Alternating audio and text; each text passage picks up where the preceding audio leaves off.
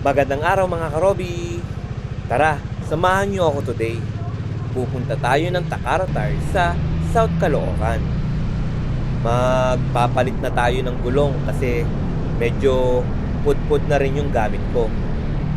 Importante talaga na bantayan ng gulong lalo na kung daily rider ka.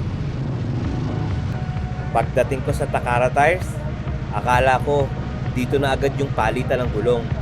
Yun pala, receiving area lang ito. Tapos, papasok pa pala sa iskinita yung mismong shop kung saan ginagawa yung palitan ng gulong.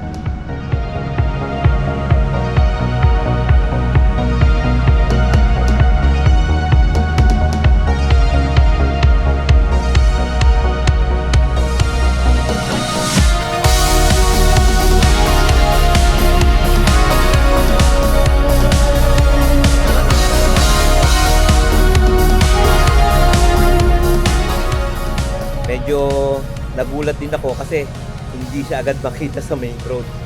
Pero pagdating mo sa loob, makikita mo na marami talaga nagpapagawa dito.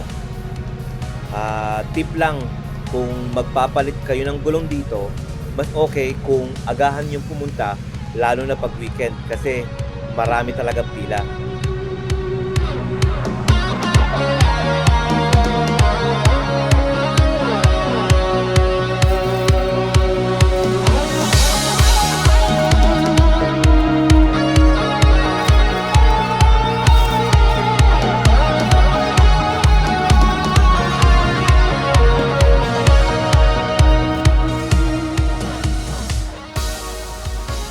Habang naghihintay, meron silang TV at maraming industrial fan kaya hindi ka maiinitan kahit tanghali.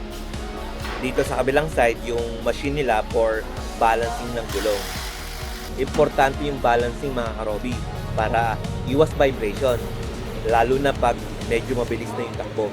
Make sure nyo rin na tama yung pag-balance ng gulong nyo kasi malaking factor yan sa stability ng motor. So, eto na nga mga karobi, kinakabit na yung bagong gulong natin. Dunlop Railmax Mixture ang ginamit natin. At talagang bagay na bagay siya sa setup ko ngayon. Hindi lahat ng gastos sa motor, upgrade.